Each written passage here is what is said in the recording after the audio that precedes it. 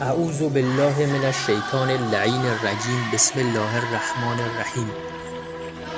آیا دوست دارید که هیچ فقیر و گرسنه و عریان و مقروض و ستم دیده و اسیر و بیماری در روی کره زمین نباشه و هیچ جنگ و ظلمی در جهان نباشه و هیچ گمراه و گمراه کننده و مستضعف و کافر و ناصبی در دنیا نباشه و ریشه فقر و تبعیض و ظلم و بیماری و فساد و انحراف و گناه از روی کره زمین برچیده بشه و بالاتر از همه اینها کره زمین تبدیل به بهشت بشه؟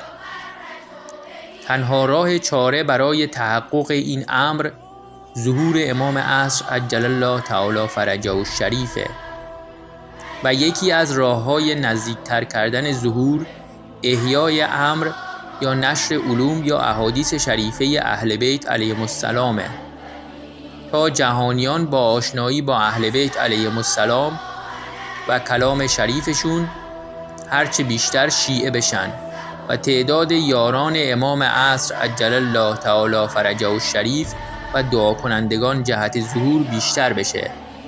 حال چه کسی در این عصر بهتر و بیشتر و کاملتر از همه امر اهل بیت علیهم السلام رو احیا میکنه جز علامه الله یاری؟ پس کمک به علامه الله یاری یعنی کمک به امام عصر عجل الله تعالی فرجه الشریف و نزدیکتر کردن ظهور. تا حالا بهش کمک کردی؟